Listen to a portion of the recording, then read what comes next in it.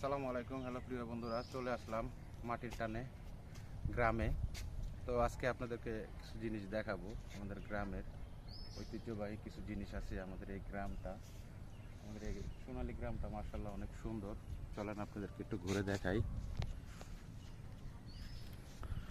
এটা হচ্ছে আশ্রম বলে।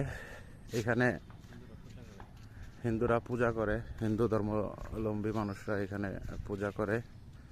দেখেন খুব সুন্দর একটা জায়গা, খুব মনোমুগ্ধকর পরিবেশ একটা।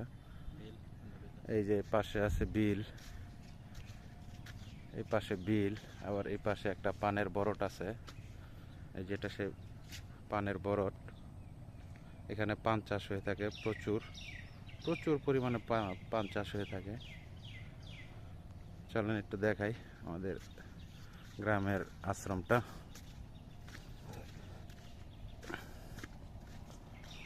তো এখানে আমি প্রায় সময় আসি গ্রামে আসলে, কারণ এই জায়গাটা মানে শান্তির একটা জায়গা। এখানে আসলে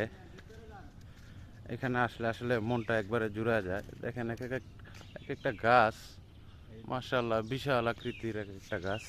এই দেখেন, এই যে একটা গাছ, কাঠবাদাম। এটা কি কাঠবাদাম? এই দেখেন বিশাল আকৃতির একটা কাঠবাদাম গাছ। দেখেন, চলেন একটু সামনে যাই।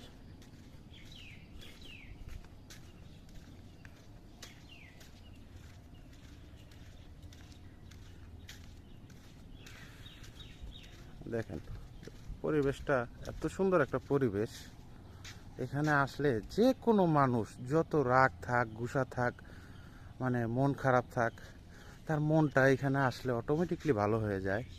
কারণ এখানে হিন্দু, মুসলিম, খ্রিস্টান